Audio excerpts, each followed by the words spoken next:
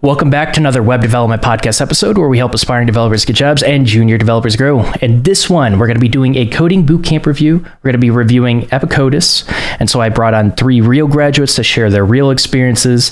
Like usual, I kind of stress you want to look at as many reviews as possible.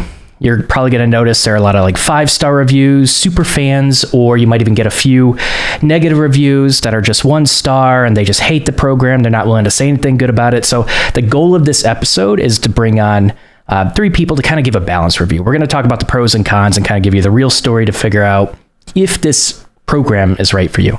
So like usual, we're going to go ahead and start with our intros. I got to remember my own questions. Louis, we'll start with you. So when did you graduate? Where are you at with your job search? And what industry did you come from? Yeah, so I was part of the part-time cohort last year that ran from March to December, the middle of December. So just a little over 2 months ago. And I have a background in sort of land management and farming, and some more recently drinking water treatment. Kind of have bounced around from a lot of different things over the years.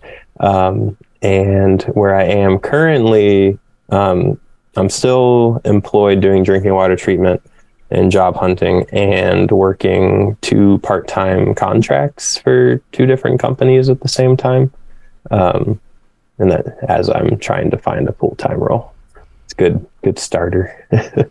Gotcha. So are you doing a part-time developer role? Yes. Yeah. Sorry. They are both full stack developer contracts. So like 10 to 15 hours a week. Gotcha. Okay, cool. Well, I hope you find your full-time role. It's a pretty good start. Thank you. Yeah. Real quick. So I was looking at it. It looked like they had different stacks. Wasn't there like a Ruby stack and a C# stack?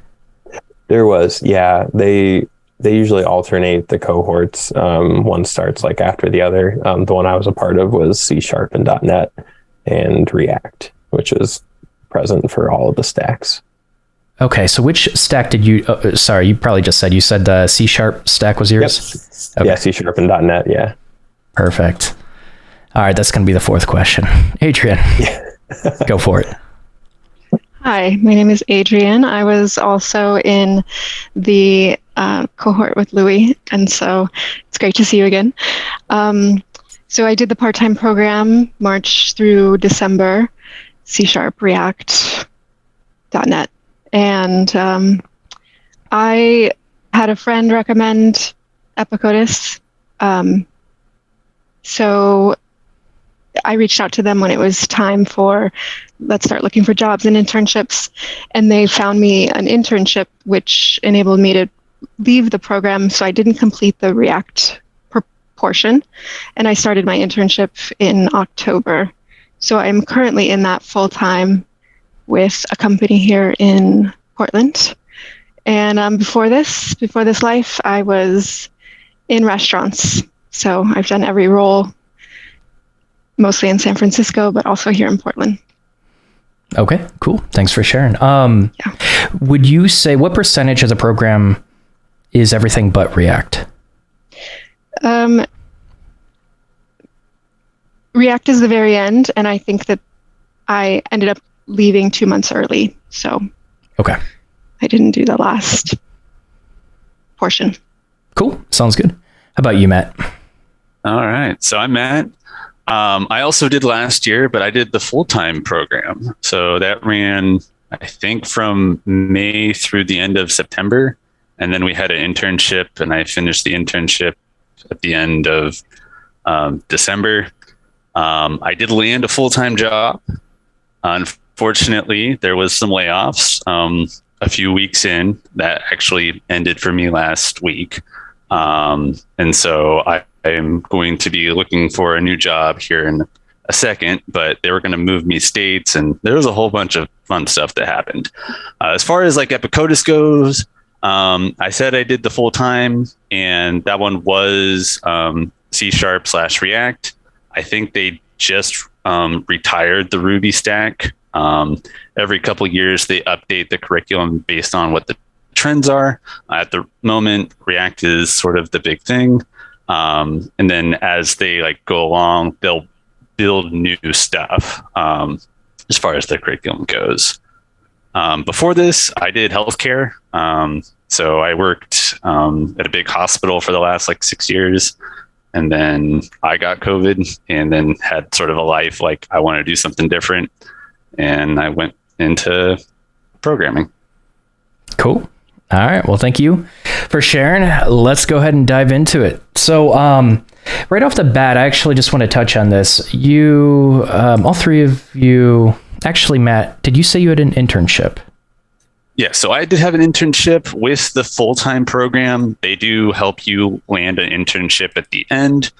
I don't know if it's guaranteed for the part-time. I know that some of the part-times that were like running co-tangent with me also were included in my cohort's like internship pool. So, okay. Thank you for sharing that. Let's actually, I'm going to put a pin on this. I'm going to bring this up later. I think this is an important topic because they do advertise internships in some of their marketing. Part of it, yeah. Okay, gotcha.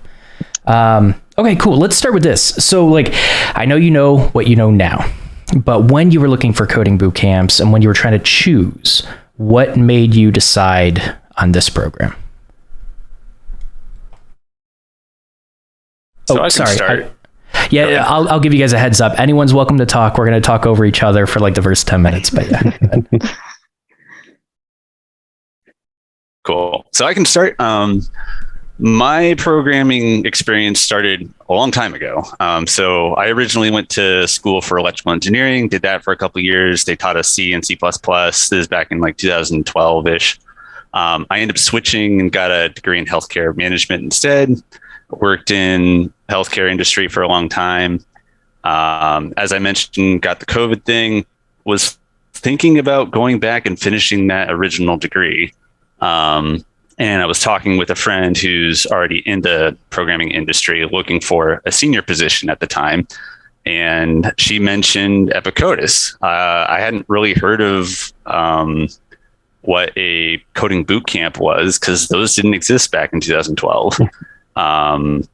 And I went and tried they have a thing on Saturdays that they'll allow you to like try it for free type of thing. So I essentially got it through word of mouth. Okay, cool. How about you two? Same thing for me. It was word of mouth. I had a friend who was also in the restaurant industry who went to Epicodus and got a job pretty quickly. And so when I started considering my next steps after the pandemic, sort of same idea, reflection on what I wanted in life. And I started considering a coding boot camp for time and cost efficiency. And it seemed like a good idea. So I followed her and her path, and she set me up and told me what to expect and things like that. She was a great support along the way, but word of mouth as well. Okay. And in our cohort, at least, I was one of the few out on the East Coast and didn't have any previous connection to Portland or Epicodus. I found it through a couple months of Googling and research and different reviews and articles. And originally I've had a few friends go through different coding boot camps, and after years of working outside and stuff, I kind of craved something a little more mentally stimulating, and also just like Adrian and Matt mentioned, reshifting of focus and priorities as I was watching all these people like work from home and enjoy it and have more free time outside of work and and stuff, as I was still driving to work during the pandemic and stuff. So I stumbled upon a link to an Epicodus review, I think on Course Report or one of the other like bootcamp review sites. And I liked that it was entirely like live class time, because I knew it had been a long time since I'd like set forward like a learning path in front of myself and like focus. So I kind of knew that I would benefit from some accountability and like a schedule and stuff. And before that, I didn't really have much coding experience other than like a couple months of HTML and CSS learning before the boot camp started. Okay. But yeah. Sorry, I forgot that point. I had zero experience whatsoever. So it was all very new for me. Gotcha. Okay. Would you tout that, you know what? I'm going to discover that as we go along. What do you think of the curriculum? I, like Louis, also wanted that accountability and structure. So I was pleased to see the comprehension of their curriculum and what we were going to have to show. So in that sense, since I knew nothing, I was so overwhelmed with all of the information that it seemed like, okay, this is going to be good. It's going to show me everything I need, and then as things unfold, you learn more and, have to kind of be agile in that way. But do you want to get deeper into how the curriculum worked for me, or? We could just start with that. We'll okay. Get a little bit deeper with further questions. Sure. What about you two? Yeah, go ahead. All right, thanks. I think to echo Adrian, like starting out I think they still do this. They actually, the first 6 weeks or 3 weeks of full time is technically considered like introduction to programming, which I think you can take for like $100 as like a standalone thing if you're just kind of interested in getting your feet wet, which I thought was cool because they do definitely have like a lower price tag than a lot of some of the other boot camps out there, trying to keep it a little accessible. But I think it was set up at the beginning well for coming from a next to no coding background. I definitely needed those like extra like 6 weeks of like a little bit of prep time because I was a little overwhelmed when I like first started looking at boot camps and seeing ones that had like placement exams and like pre-coursework, and I was almost kind of hesitant about. I was like, oh, maybe I need to spend like a year like learning this stuff ahead of time to like actually get ready for a boot camp. And then I saw one that Epicodus seemed a little more like beginner friendly. So I appreciated that part of the introduction to the curriculum. Okay. What you meant? All right. So my experience might be a little bit different because I had coding experience before this. Another thing we'll get out in the open at the beginning is I mentioned I did full-time and they mentioned they did part-time. So what that means for me is full-time is Monday through Friday, 8 to 5. I want to say it was 3.5 months of that. So it can be a lot to chew all at once, especially if someone hadn't been coding before. You jump right into it, sort of like going back to high school. Parts of the curriculum towards the beginning were a little bit difficult for those who hadn't like seen code at all before, but they did like catch up and get it. I liked how the curriculum was laid out compared to how it was laid out in lectures back in the day. I found this way more approachable, and we got it like piece by piece rather than a giant chunk at a time. I think we'll just leave it at that for there. I have plenty to say about it. So sure. That sounds good. Okay. So what I'm going to do, I am listening to every single word. I just look up information. I check stuff. If I look over, that's why I'm doing that. So it sounds like they try to make the education accessible. Anyone could join. They're beginner friendly. Maybe some of those are incorrect, but it sounds like that might be what they're leaning towards and trying to start people off from kind of a no coding experience. So I'm going to challenge this a bit, and I want you to tell me if this makes sense or this doesn't. So essentially, Louis, you mentioned the idea. It's like it can be intimidating when you see a program that has this rigorous assessment, and it's like, crap, now I got to do a lot of work before I can even start my coding journey and learn how to code, etc. Right? And so I can understand how that's intimidating. to make you think it's just going to take a long time. And, it sounds like you might even think like other people are just like, you might even suspect like an elitist culture. You might suspect that they're not going to be beginner friendly, right? Like those are valid concerns. In my experience, the highest quality coding bootcamps have that rigorous assessment for two reasons. One, everyone starts off at the same page, technically. So as you were kind of alluding to, Matt, it can be a bit of a fire hose. I've been looking at reviews. It seems like there are reviews talking about, I wish I would have been much more prepared going into this program. It seems like they kind of like really dive deeply into it. And I'm seeing that people wish there was more of like required prep before you get in. Because like, as you mentioned, Matt, it seems like some people are trying to play catch up. When you have that rigorous assessment, that prevents that. That's a really important part. So accessibility into tech is a whole conversation in itself. But one, you get everyone on the same page. You don't have to catch people up, and people that paid money don't have to wait for other people to be caught up. And then two, what was two? It's been a long day. I don't remember. I'm blanking. It doesn't matter. So essentially, like the rigorous assessment can help prevent, keep everyone on the same page, and it can help prevent people from feeling overwhelmed. Do you feel like, and this is, we can even dive into like advice you would have for prospect students. Do you feel like students should, like how much time do you feel like students should spend with a little self-taught, maybe course, free code camp, whatever, like how much time should they spend outside before they actually go into the coding boot camp to prepare for this fire hose of information? Because it doesn't sound like the assessment really weeds people out that aren't ready for it. I will say that as someone that knew nothing going into this, I wasn't even aware that you might need to prepare to start to go to school. So I think it's great to have this conversation to show that that might be a great idea for people.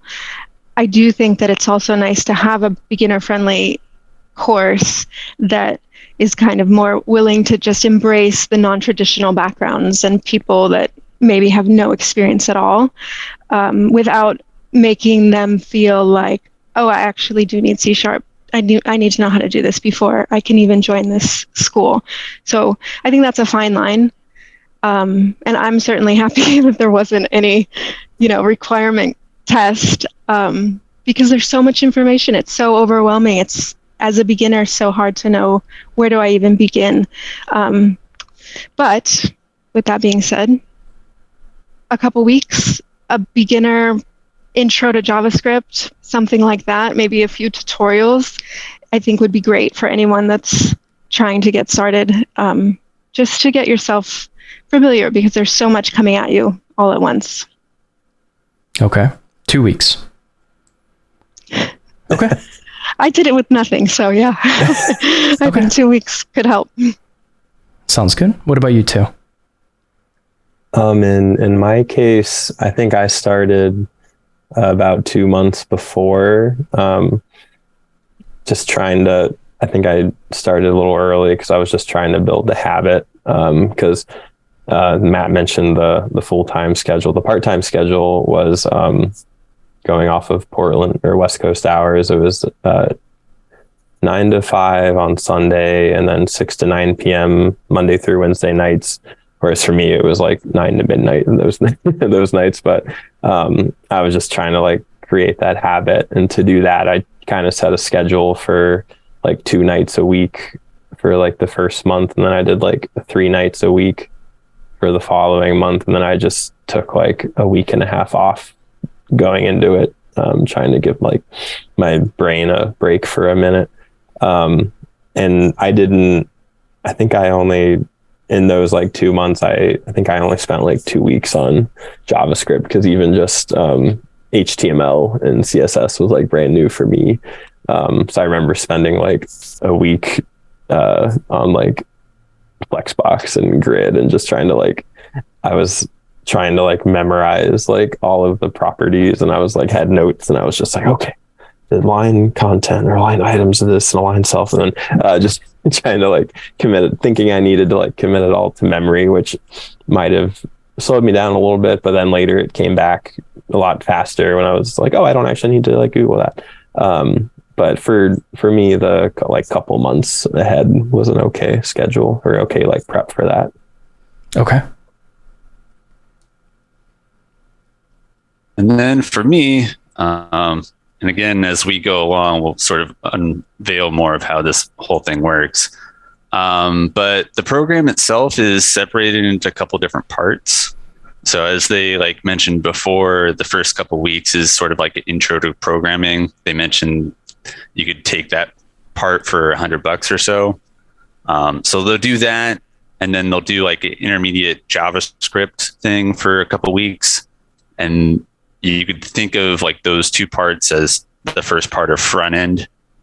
And then you jump into C# as far as the back end. That's when you're starting on the half or the second half of the course. And then at the end, you jump into React. The first two parts, the intro to programming and the intermediate to JavaScript, those are very like honed down. They have been like improved over the years. Another thing that we'll talk about is just how the curriculum works. I would say that pretty much all of us remember our days back in high school chemistry or biology where we did the labs. And so you got this like large piece of paper that had, step 1, step 2, step 3, and you sort of like went down the checklist of what to do, and you sort of learned along the way. And then you normally had a lab partner. So that's how Epicodus works, is essentially you have a giant curriculum for the day that has step 1, step 2, step 3, all the way down with information in between. And then you are like hooked up with a lab partner for the day. So you and the lab partner work through the giant lab for the day. And that's how you learn, is you and your partner sort of bounce off of each other. And then your partners sort of change every day. This makes a big difference on how things sort of work. We don't really have a giant lecture at any time. There might be a little one at the very beginning, and we do have someone that you can go to ask questions for. Same thing with like in chemistry. If you get stuck, you can raise your hand and the teacher will come over and help. But most of it is you're learning yourself. But you have structure on how to actually get this done rather than just going to YouTube and typing how to program. So I would say that the first part of the class is very honed and well put together. I mentioned before how we had the C# and React, and then you mentioned the Ruby and how the Ruby had been like retired. In the past, they've done other languages. That back half of the class is the thing that changes every couple of years. And so that gets remade and isn't as like fully fleshed out, in my opinion, compared to the beginning part of the class. I would say the beginning part of the class is a very good way to sort of go into programming. The downfall of that is sort of like when you went from high school to college, is learning how much you need to put in order to get X amount out. How much time do I need to do homework? How much time do I need to do readings? That sort of stuff. You don't really learn your stride until like a few weeks in. And by that time, it might feel like you're like overwhelmed. But after you've been doing it for a while, you have like the role of like how much I need to like work on certain things, because you also start getting readings as well. So you'll have homework on top of your classwork. In this program, like most boot camps, you don't really get a fancy like diploma at the end that says I have a bachelor's degree. No, you get what you put into this thing. You're getting the knowledge is what you're paying for. You're not really paying for some sort of certificate. That part, I would say, doesn't matter as much. It's more of what you get out of it, and you're only going to get out of it what you put into it.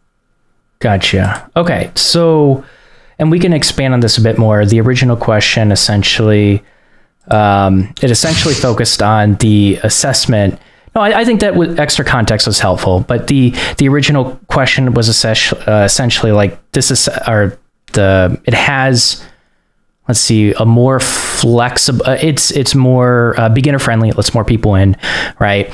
From what I've seen from coding boot camps, I've shared the experience that can be a detriment to the actual program. But you guys sound really confident that the beginner portion, at least a beginner portion, I'm going to say that because Matt specified that, it sounds pretty solid for preparing people, right?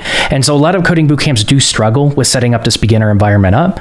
It sounds like they put a lot of focus on it. Matt, you even mentioned it seems like the second half is what they continue to change and switch up.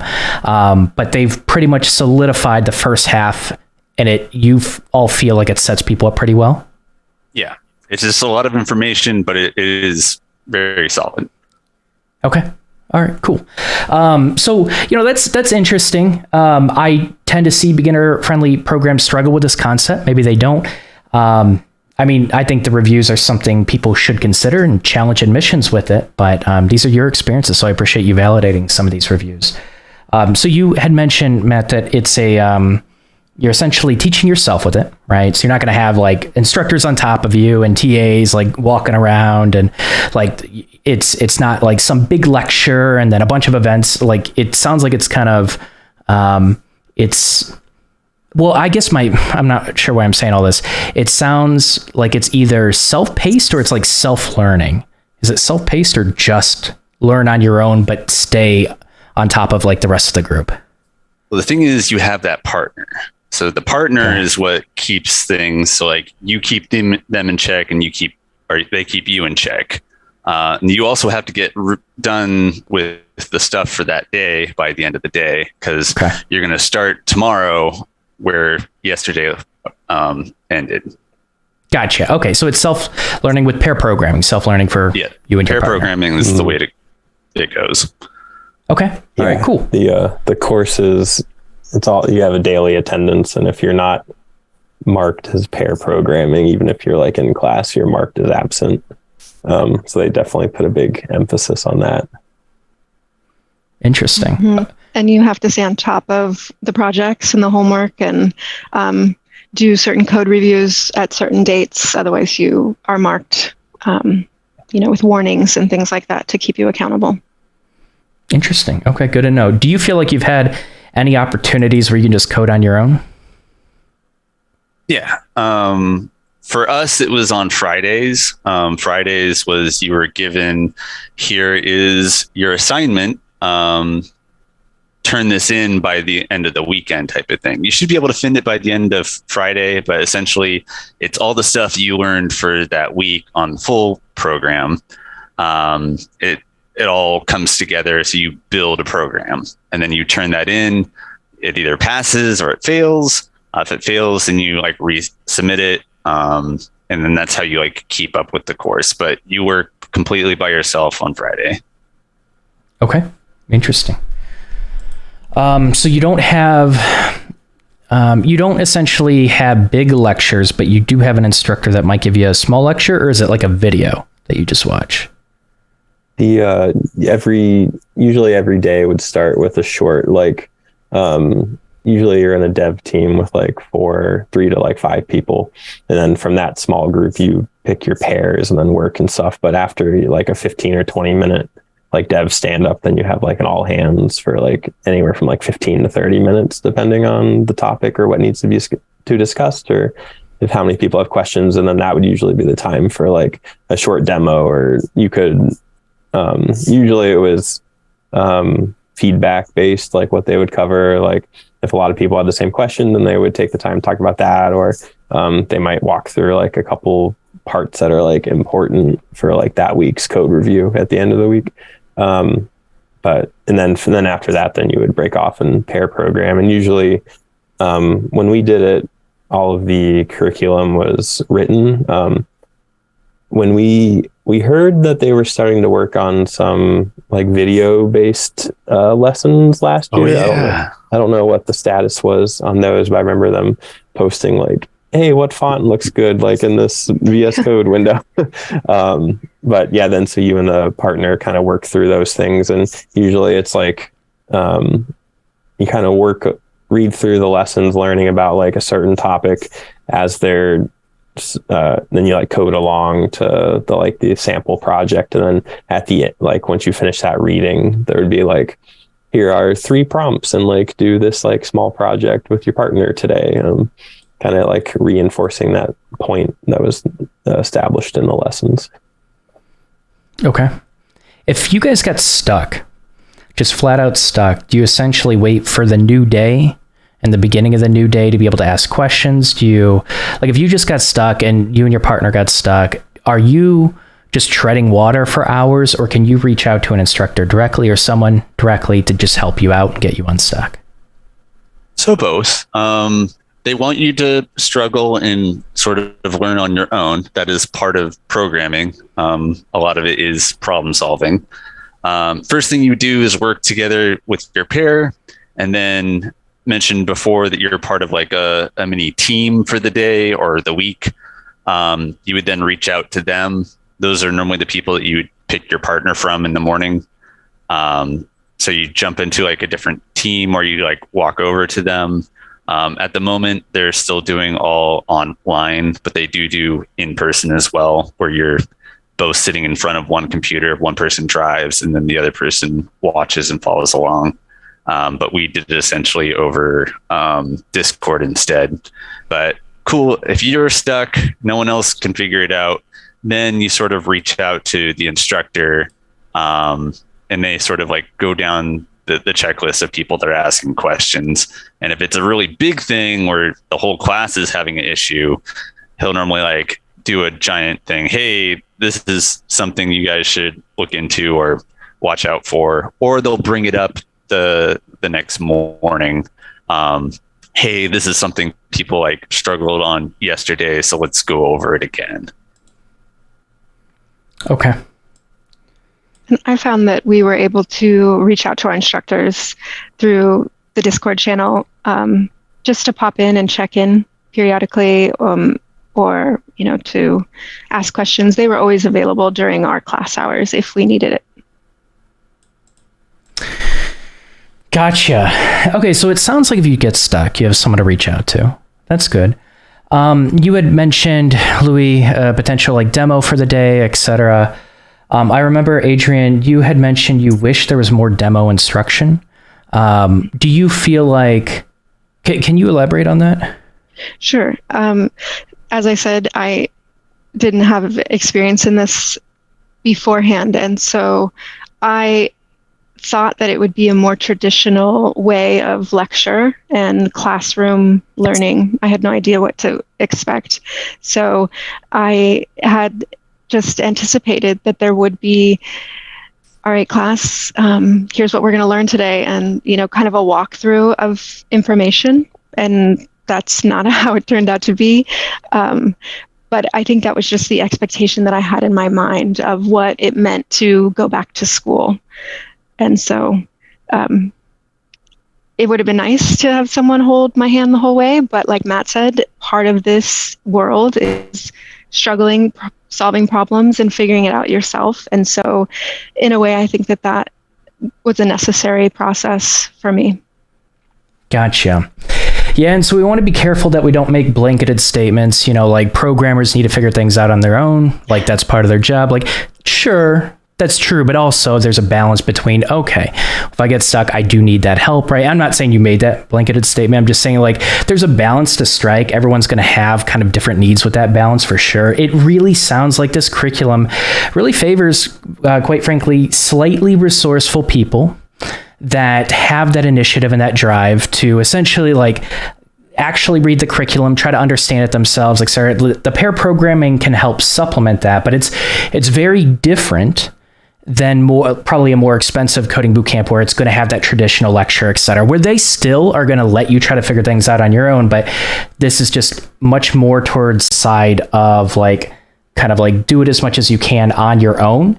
And then we'll try to address as many issues as we can going into the next course, answer questions, etc. So I can see where they're cutting costs, and it seems to be from instructors. That's my assumption, because it's a cheaper coding bootcamp compared to a $25,000 coding bootcamp. They got to cut costs somewhere.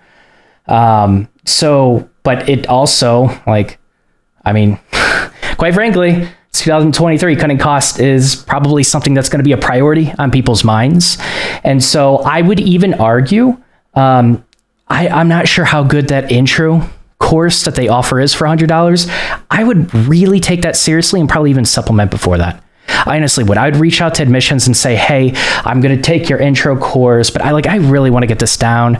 Maybe I have other responsibilities. I have children, whatever your responsibilities are. I think this program, you'd really benefit from. It's maybe even spend a little bit more than 2 weeks. If the second part of the curriculum is the part that people might be struggling on, it's a little overwhelming. I wonder if there's a possibility to supplement for that a little bit more, but it's hard to put a line in the sand of how much you should supplement, but this just feels like a program that's probably going to save your money. It is very much not self-paced, self-learning. I can see what I'm trying to say is I can see a lot of people really benefiting from this that are really considering the self-taught path, that are a little resourceful, that have tried it for a while. They know they like coding. They know they enjoy it. And they know that they enjoy it enough to take that initiative to learn all this stuff with this kind of self-paced learning type of curriculum. That's my assumption. Do you feel like I'm pretty accurate with that, or would you disagree with anything that I've said? I don't. Oh, go ahead. No, go ahead. I went last time. It's your turn. Okay. So the other part that I'll sort of dig into now is where they get their instructors from and how that whole thing works. So I think Epicodus was founded back in 2014.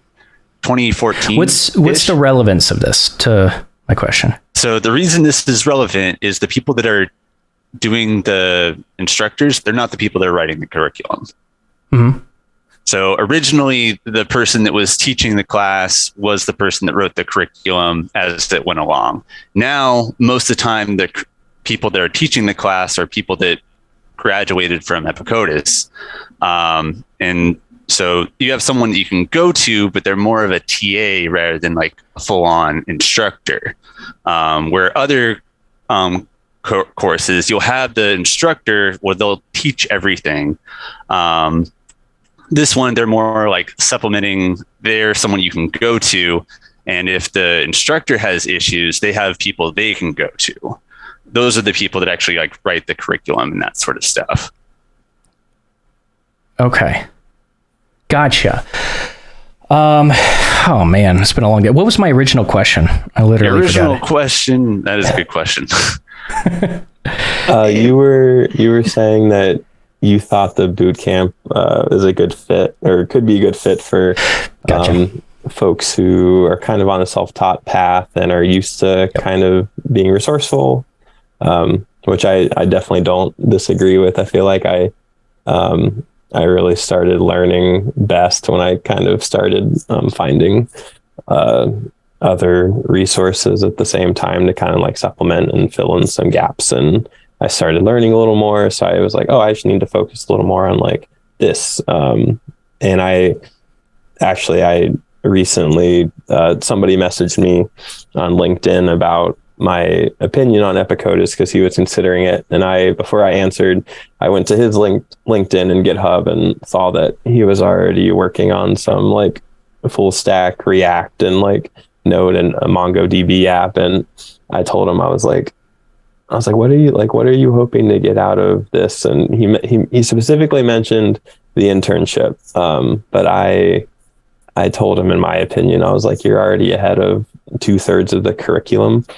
Because he was basically already through the intro, the intermediate, and he was learning the final aspects of React. I think the only thing he wasn't touching on was Redux, but I feel in hindsight, compared to from what I've talked to people about Redux on the small scale applications we were building, we got such a surface level exposure to it. It wasn't I don't feel super confident in Redux skills and stuff. But so talking to me, he actually decided not to do the boot camp because of where he'd been at, and he'd already been committing almost daily on GitHub for 6 months, and he's kind of looking into some other options instead now, with a couple apprenticeship programs and things like that. Yeah, I think that's important. First of all, I'm glad you did that because there's no reason to pay this amount of money if he learned 2/3 of it. Like obviously he's moved far enough where he's probably going to be able to supplement and learn what he needs to going forward with that. So that's I appreciate that because some people just like blindly tell people, nope, sign up. It worked for me. It'll work for you. And that's a lot of money for a lot of people. Yeah, so, that's what he said all of the other answers were from the folks. But I'm sure they didn't take the time to actually look and see where he was. The whole point of this review, right? We have this conversation. I think I'm wrong. I think this program is really beginner friendly. It sounds like all three of you have pretty good confidence that this is beginner friendly and it does ramp up people. And sometimes people will be at different skill levels, but it sounds like it does a good job at catching people up.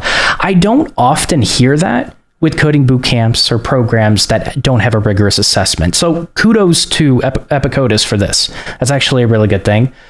I was looking at other reviews. It also sounds like more people were expecting this to be more rigorous, to go into more depth. This feels like it focuses more on really ramping up beginners and setting them up. And then maybe afterwards, that internship is what helps kind of supplement, or you working out tons of project work afterwards will help like really strengthen and reinforce these concepts. And then you continue diving further in depth.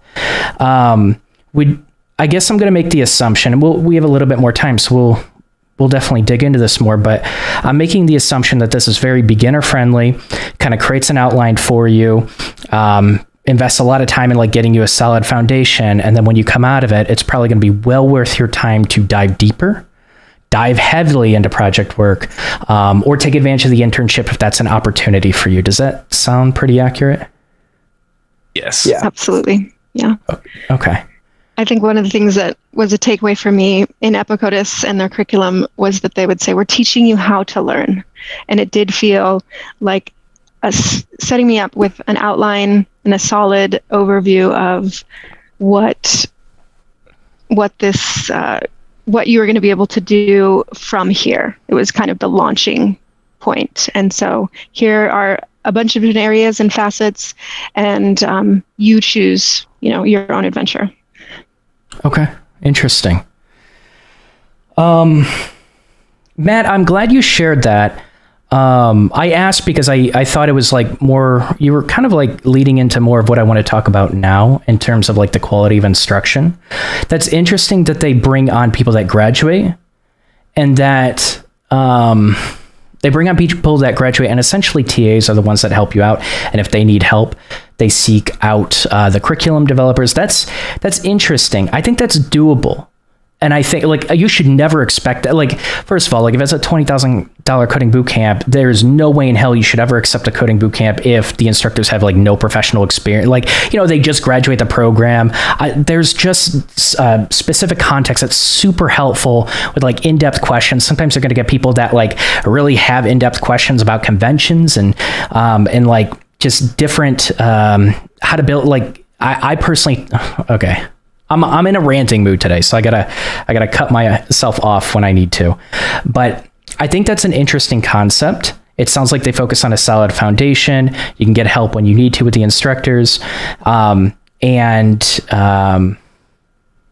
yeah, that all sounds super beginner friendly. It's just I think I'm like thinking about this out loud because it's a new scenario. I don't quite hear this with a lot of coding boot camps. They're not good at this. They're not good at the beginner portion, which I think is pretty phenomenal. I want to expand into, that was interesting that you said, Adrian, they kind of like give you some options and tell you what you can expand into potentially.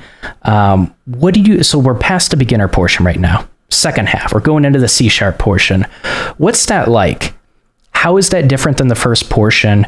What are the pros of it? What are the cons? It was a huge shift because we were going from front end, you can see what you're doing, to back end. And they warned you about that. So that was a pro. They gave you ample warning that this was going to be a hard transition. The one that was my favorite part of Epicodus was C#, and some people didn't agree, but for me, I enjoyed that we did do new variations of sort of the same thing for each of our projects. So was essentially a new version of a to-do list across the board. But that repetition for me really is what enabled me to make connections that I hadn't been able to make before. And so that helped to reinvigorate me and get me excited about what I was doing, and that I had some confidence in what I was doing. So that was a pro for me in being able to keep studying the same material and trying to get the same results and successes. So the cons were just the overwhelm of the information and, the fear. That's always a con throughout the whole thing, I think. Fear of what? That I just don't have the brain for this, that I don't have the experience, and, this isn't for me. All of those things, the self, imposter syndrome. Yeah, I think I can tell you from personal experience, I felt like everyone was smarter than me, my coding boot camp. And I would talk to them, I'm like, they're brilliant. How the hell did I get here? Honestly, that's how I felt. I'm like, damn, I switched professions. I quit my job. Am I really meant for this? So I think a lot of people can relate to that. Okay. What about you two with the second part? Louis, it's your turn. Oh, sweet. I think the first few weeks of C#, I definitely look back and think of them as my darkest days, in the boot camp, kind of feeling a lot of what Adrian was also feeling. But once I moved past that, I definitely felt a lot brighter and optimistic about it. I think I was struggling with accepting the feeling of I was struggling to get comfortable with not knowing, which sounds like it's something a lot of people struggle with, and something that never really goes away. It's mostly just trying to build that confidence to I don't know that, but I can figure it out if I read or see something. But it was definitely a very, very stark difference. We were the last boot camp, or we were the last cohort, I think, that covered jQuery, because they were still kind of teaching that.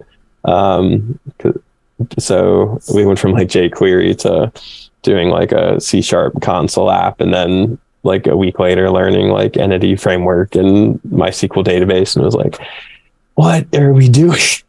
But after those few weeks, like I said, it finally started clicking. It was a part-time fire hose, but given the free time I had to focus on it, it was the bulk of my free time outside of work and having a child and stuff. So it was a big adjustment period, and it was very different. And then I kind of halfway through, I started supplementing with reviewing JavaScript at the same time, which kind of helped reinforce a lot of the core language syntax, and as far as just methods and functions and stuff. And then I was okay, this is helping a little bit as I'm also learning all of these .NET tools. I think it was, in hindsight, I definitely feel C# .NET could be its own full boot camp, any tech stack. But I was at least glad that I got an introduction to it before we went back to React for the last quarter or third or so of the boot camp. Okay.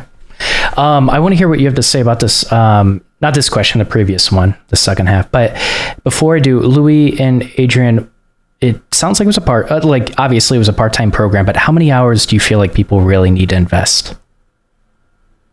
Oh, well, the schedule as it stood was 17 hours of actual class time.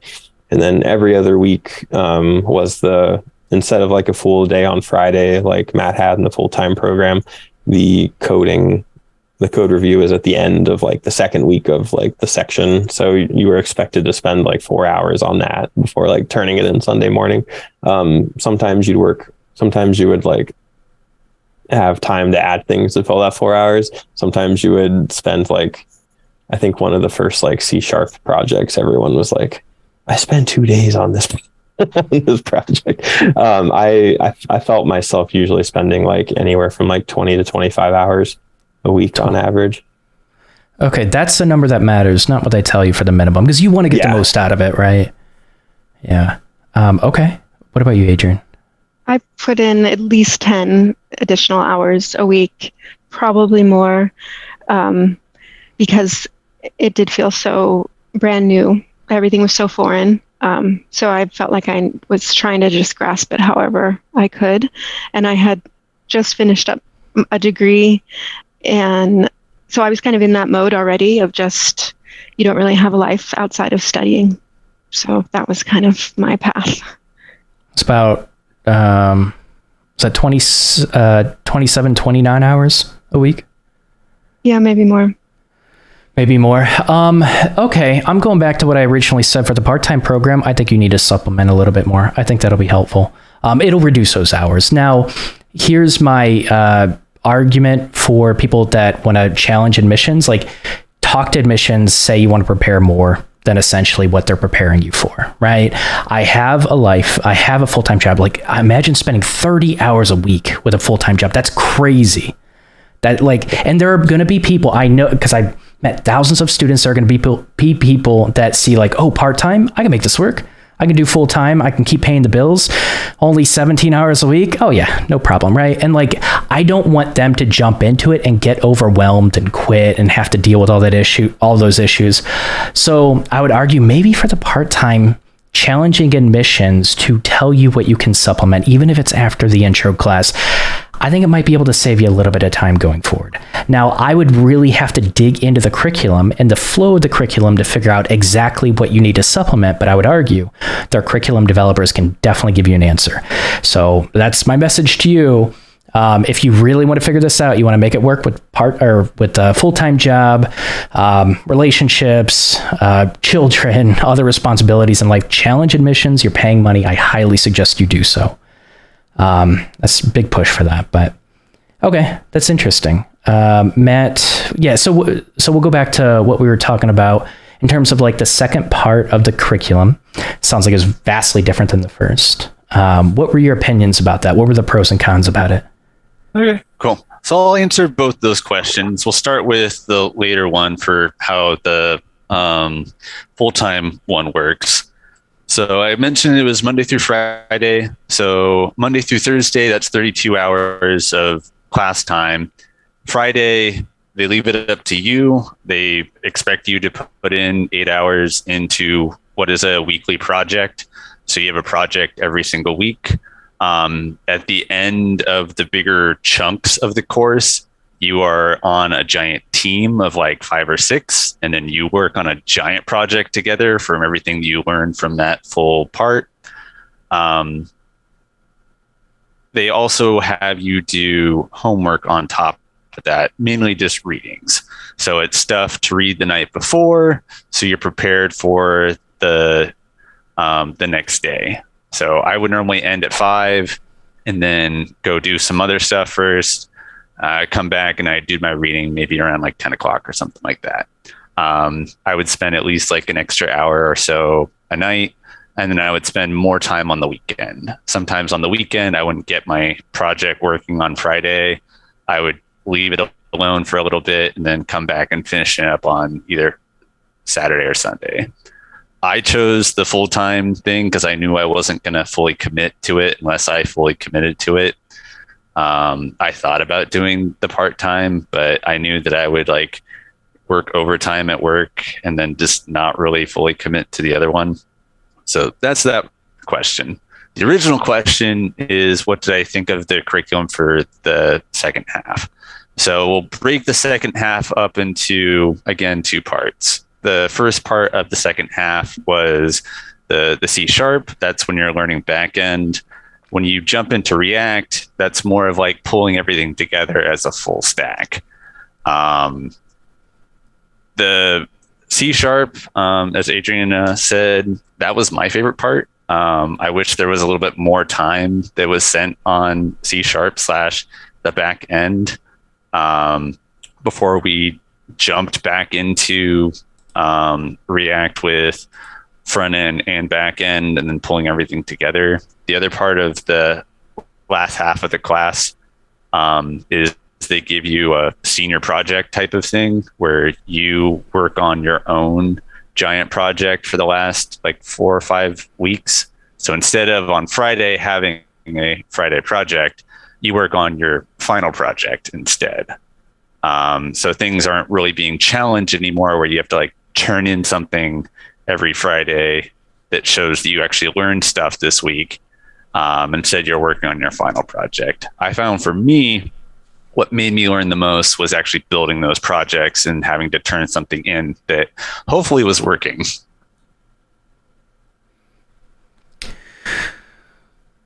So you really enjoyed the C# portion. Yes. And you also mentioned that like it's pretty heavily marketed as like a C# stack. In your DM a while back. Yes. So it's marketed as C#/React. That's how they advertise it. Gotcha. Or they did Ruby/ something else. They normally have essentially the name of the backend plus sort of like a full stack like language. At least that's how they've done for the last couple of years. Our JavaScript is obviously taught. C# is normally, not C#, but HTML and then CSS. All those things are taught in the front end, but that seems to be standard across the board. You're going to learn that pretty much any boot camp. Here, what's the difference is what you're getting taught for back end, and then the idea of React. React was the part that I felt like fell apart. They were changing their curriculum. They didn't have hooks at the time. It was a couple years old. They like changed it during our like cohort. And then we also had our final project, so we didn't necessarily have to like turn in things for React except for 1 week. And so a lot of us found that they just sort of like tipped our toes into React, but we didn't really actually get a full thing on it. I would find that I wouldn't be super comfortable putting that on like a resume saying that I know React, because I feel that I don't know React, where I have a much stronger foundation for the other languages. Do you feel like you would say you have a good foundation for JavaScript and just not React? Yeah. I end up doing my final project in React, and so I end up teaching myself more of that, and then my internship ended up being in React as well. I would say that React is different enough from JavaScript that React is weird compared to just a lot of languages I've learned in the past. That's fair. React is very weird. Okay. I think I have a good overview of the curriculum. Beginner friendly. Sounds like the C# stack is pretty favorable, also a little overwhelming. Again, reviews of like drinking like a fire hose, but that's a common thing that you hear with a lot of different coding boot camps. Sounds like, but it seems like people like the C# curriculum. And from what I'm hearing, the React is just surface level stuff. You wish you spent more time with it, got more comfortable with it, because if you're applying for front end positions, absolutely you want to be comfortable with React. That's hands down the truth. Okay, I think I have a good feel for it, and I'm glad you guys pushed back to where you did, because I'm critical. I'm always going to be critical. That's every single episode. So you push back. You really said like this is beginner friendly. They are preparing people well. They are catching people up. C# stack is solid, right? And that's interesting to hear. It's also unique that they have TAs helping out, but it sounds like it's working out. I would argue if they're going to be changing the curriculum, I'd be a little bit worried about the quality of the help you can get from TAs when they're used to an old curriculum. Instructors that have worked with the language and the framework pretty frequently can adapt very quickly. I would say TAs are going to have a little bit of a harder time. I'm not saying your TAs were bad, but I would challenge admissions and see like how they adapted to the changing curriculum. Yeah. So I want to move on to internships and career services. But I kind of like asked very targeted questions for the curriculum. I think I touched on a lot of things, but before we leave it, do you want to add anything else for the curriculum stuff? I'll touch on the instructors one more time. So the instructors, they change, people get new jobs, they get like an actual job, or there's some that were programmers in the past and now they're doing instructors sort of thing. We had a cohort running parallel with us that was finishing. And then we had another one that was starting. And so we had some people that were halfway through it when we started, and then we had people starting halfway through that. So they had multiple instructors. All that to be said, the instructors do make a difference. I got lucky with who I got from my instructor. He was great. I had another cohort sort of not really care for their instructor. They didn't really like going to them. They felt like that person wasn't prepared and that sort of thing. And so you are going to have that with any sort of teacher you have. I would say it does make a difference on who you can go to ask questions. But again, they're not the people that write the curriculum, but they also went through this as well, which is also like a benefit. So they know where you're coming from. They were in your shoes like a year or two ago. I didn't have any question that I asked that they didn't fully like commit to. They didn't just blow me off on anything. They would dig into the code with me and make sure that I actually learned what I was trying to ask rather than just answering my question. And then if it really was something that they didn't know, which was very rare, they would get back to me. And it would be pretty quick as well. So I wouldn't like ask a question and get the answer like 2 weeks later type of thing. I would normally get it within a few hours. And then really good on feedback and that sort of stuff. I would say that who you get for the instructor does make a big difference. Okay, I appreciate that extra context. That does help. Anything else to add with the instructors? How do you feel about them, Adrian? I think Matt summed it up really well. There are some that were wonderful and some that just didn't have the same experience. That didn't mean they weren't wonderful as people, but you sometimes felt that you couldn't solve what you needed to solve with certain instructors. But they usually would go and ask someone else and get back to you. So there really was that kind of chain of accountability. It did never feel like we were just left out to dry. Okay. Pretty similar, Louis? Yeah, definitely. For our cohort, at least, we had a different instructor for each section, which I think there are some other ones that did and some that didn't. Just kind of, I think it depended on who was working and who knew what, or who was more comfortable teaching what. But yeah, in general, definitely no one was afraid to like go out and look for answers if they themselves didn't know it. Okay. Well, it's good to hear. Let's jump into the internships. So it seems like it's a big part of Epicodus. You guys want to let me know what you thought of that? I'll start. So our cohort did have some rocky waters around the internship because I think a few of us in the group, or most of us, thought that it was going to be a placement for everyone. And it turned out that in the part-time program, they do their best, but because everyone's schedule is part-time, they can't really commit people to part-time hours for a company. So they kind of push you to work that out on your own and what time you will have to give to an internship. They have a certain requirement for graduation. So in my mind, that meant my internship was going to have to be Monday through Friday and move into more of a full-time. So when it came to that time, Career Services started to prepare you by, having you do all of your social media accounts and LinkedIn's and resumes, and that was ongoing code reviews to get you prepared. And then when we started to get closer, we learned that, they would potentially move us to full-time cohorts internship plan if that's what you had availability for. And so that was going to be what I did. And because there was so much emphasis on this is it, this is how you're going to graduate, you need these hours, and that could potentially hire you, I just really felt like I needed to do everything I could to get in to something. So I just started asking around to anyone that I already knew in tech.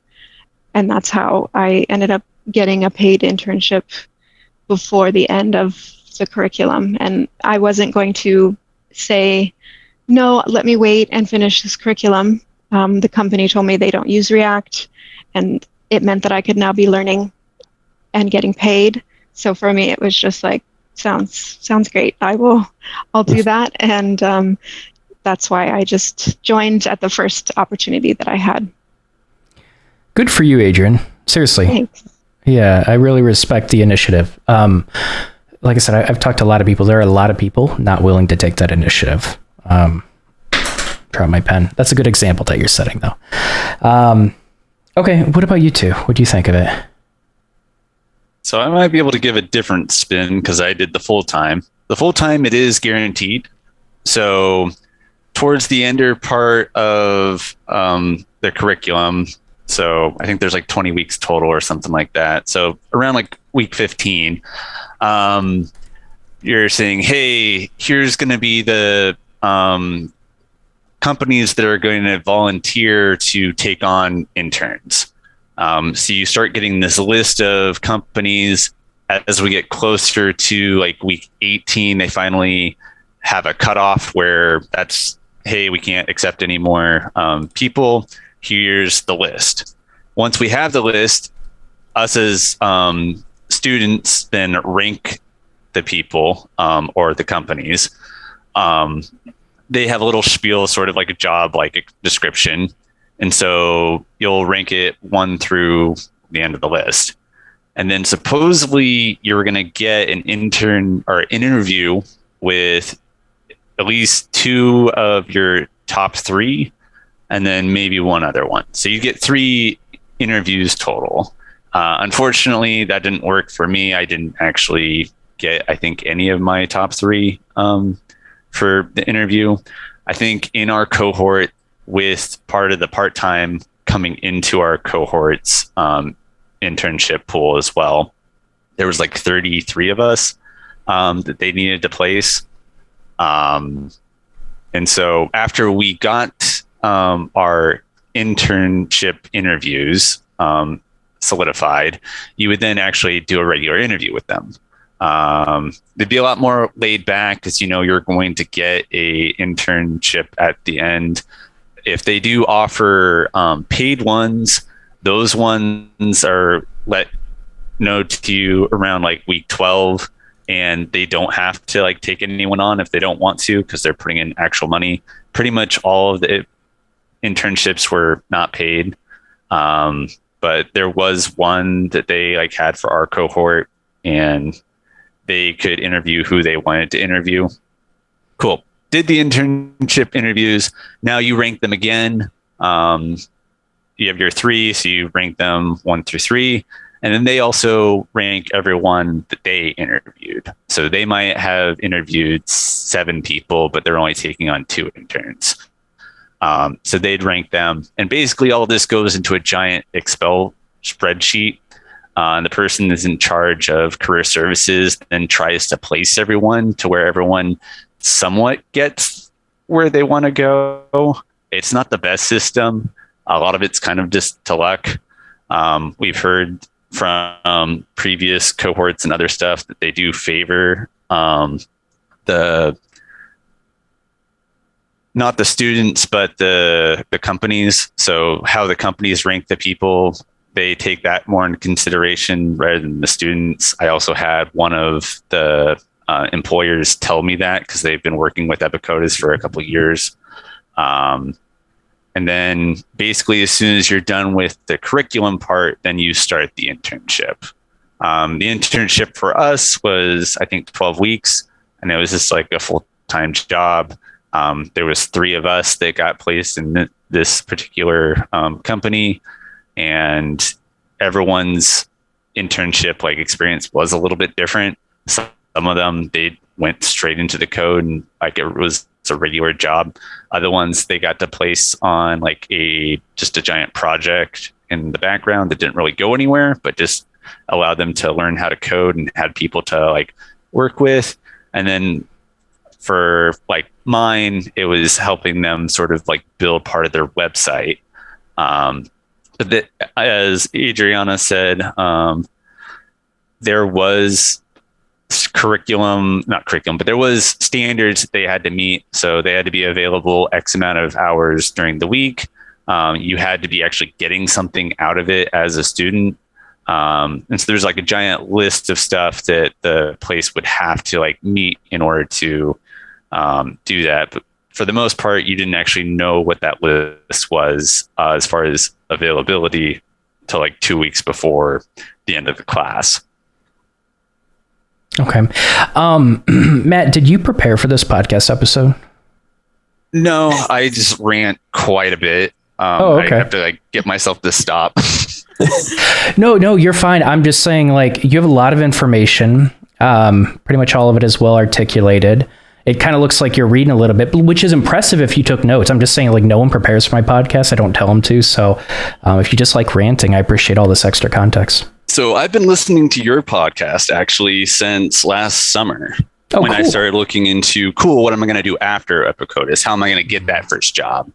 That's when I started supplementing with stuff outside of Epicodus as far as career services. Out of most of the podcasts that I listened to, yours is the one that I still listen to today.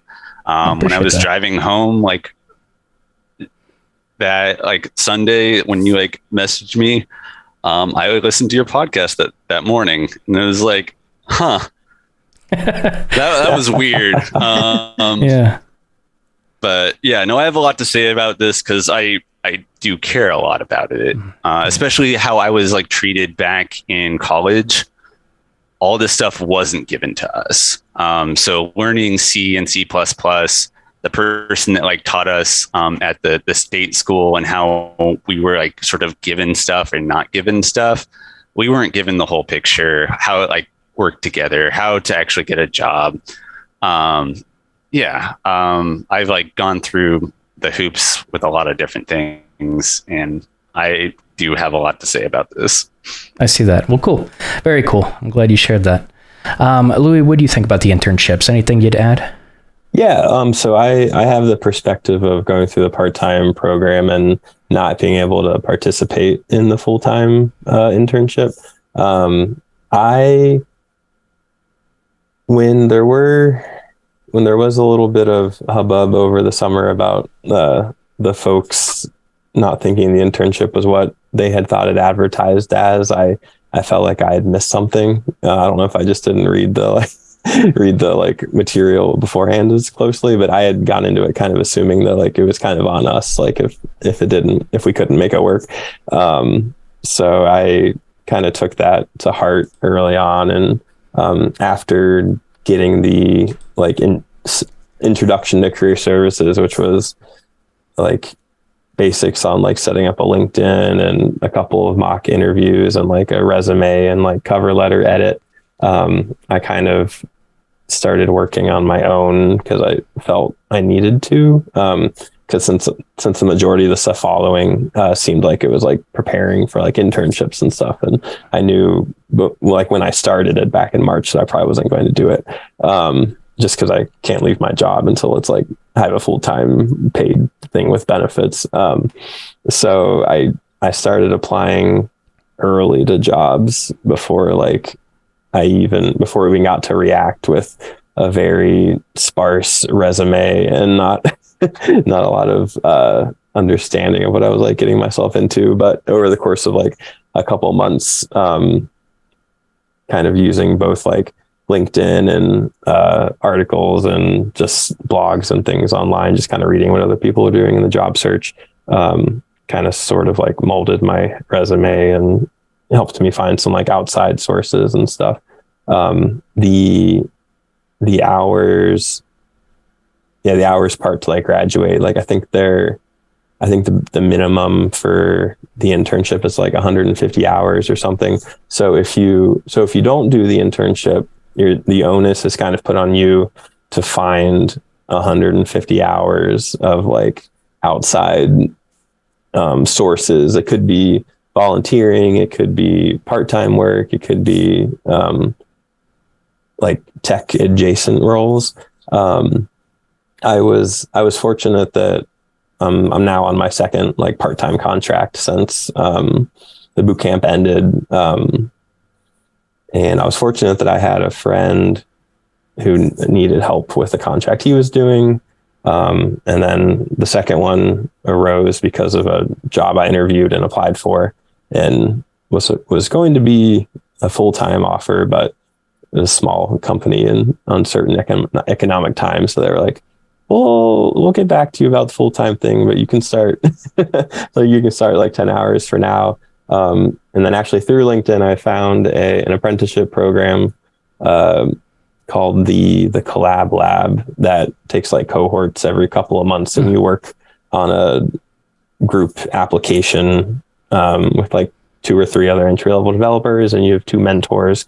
And they also do like career services things at the end, which has been a good supplement as well. It's kind of like, it's almost like a post boot camp, but it's not super time intensive. It's only like 40 hours over those 8 weeks.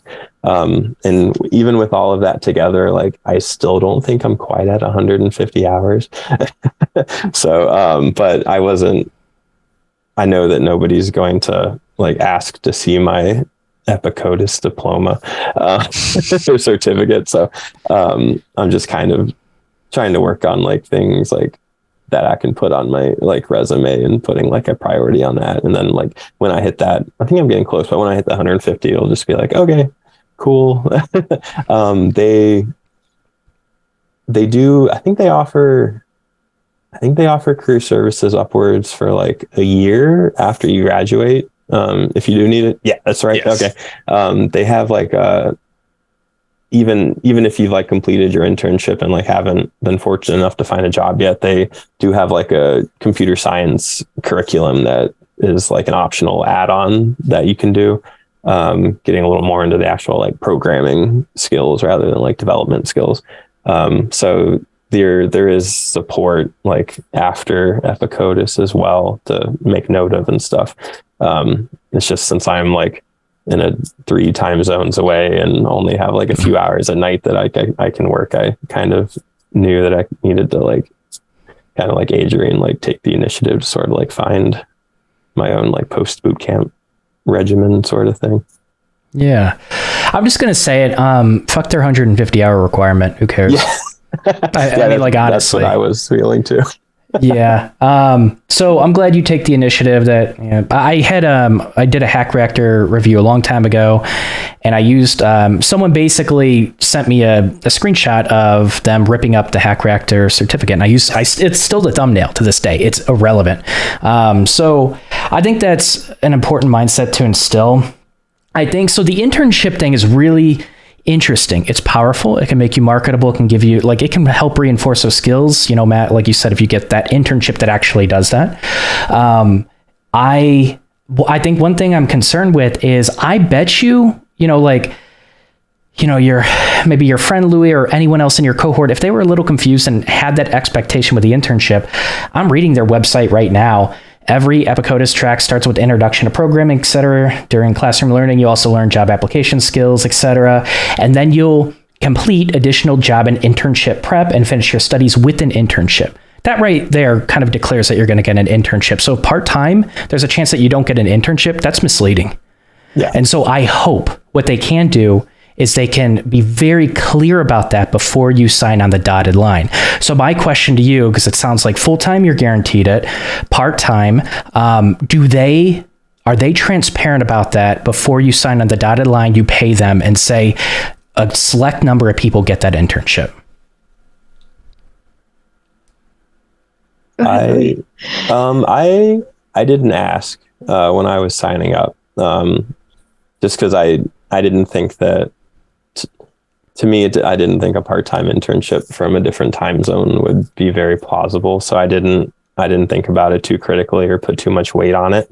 Honestly, the two biggest deciding factors for me were the like live class time and like kind of like forced me to like be on the computer for those hours, and also just like the low cost. I was trying to save some money. But yeah, after hearing other people's interpretations like later in the year, I definitely kind of understood where they were coming from. I was like, yeah, they could have been a little more forthright. Yeah, I think the other, I don't know if it was just our cohort or if it's common with the cohorts, but I think we had over 30 people in our cohort when we started.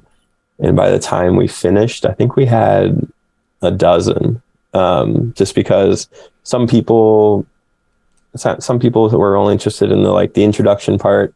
Some people decided it wasn't for them. Others just kind of had things going on and we just didn't see them again. There were Adrian and a couple other people were fortunate enough to find work. I think we had 2 or 3 people that found jobs before we graduated, which was awesome. And then of those like 11 or 12, I think 5 or 6 of us were able to do the full-time internship. Okay. So I don't know if the numbers from our cohorts were like small enough, but everyone who was able to from our part-time cohort did one. Okay.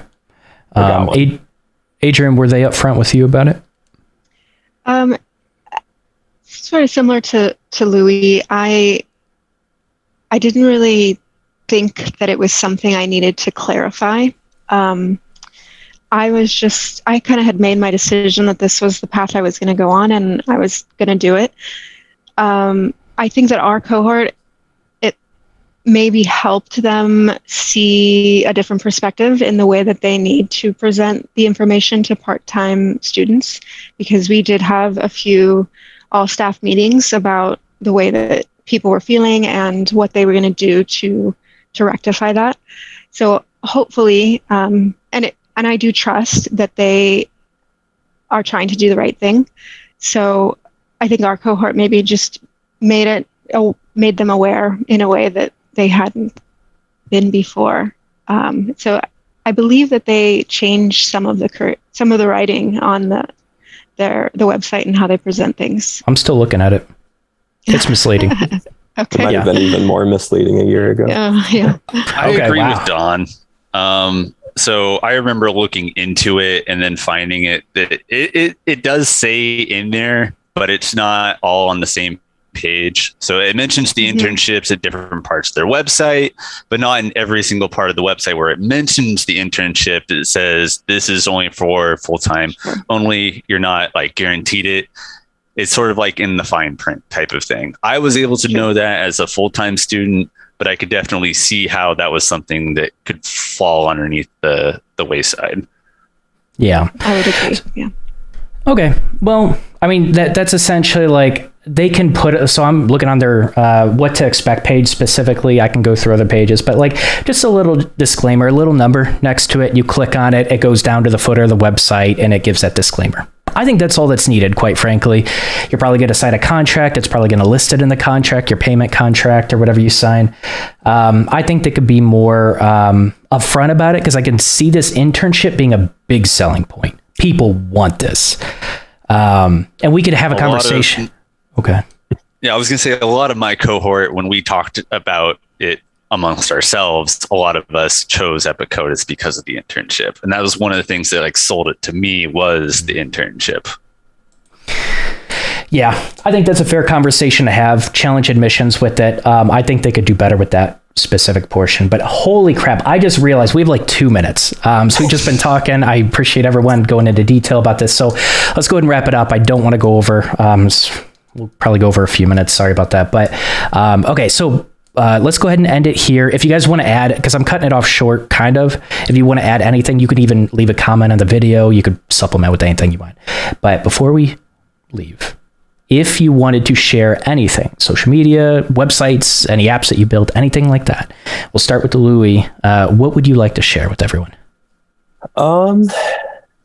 people can find me on LinkedIn, Louis Noli. That's the only thing I would say worth showing at the moment with the contracts. I didn't have a lot of time to polish off a lot of my bootcamp projects. I'm happy to answer questions or like chat with folks if they have questions about like non-traditional. I mean, obviously everyone in bootcamp comes from a different background, but if anyone wants to just chat, feel free to hit me up. Sounds good. How about you, Adrian? I second that. You can find me on LinkedIn, and I'm happy to talk with anyone. I've had some people reach out to me on Instagram and ask if I went to Epicodus, and now we have a friendship and we've never met. And so I think that's great and really goes a long way in helping people to succeed. So I'm always happy to give back in that sense. And I'm just still work in progress. So, as I put more things on LinkedIn, they'll be there and you can take a look there. Sounds good. How about you, Matt? And same with me. LinkedIn's the way to go. So I'm last name, so Wilkinson, Matt, and then 01. There'll be a picture of me. If you reach out to me, I'm also more than happy to jump on like a Discord call with you and talk. I will talk if you let me talk. So just reach out. Okay, sounds good. Well, hopefully you liked it. We definitely dig into every single coding bootcamp. We've done this for other coding bootcamps, but again, my goal is to be as critical as I possibly can be. I'm going to challenge people's perspectives, their experiences, but I highly encourage you, like if you went through the program, leave a comment, share your pros, share your cons. If anything that we've talked about sounds relatable, like just comment it. But hopefully this helps you decide if this program's right for you. But Louis, Adrian, Matt, thanks so much for coming on. Thank you. Thanks for having me.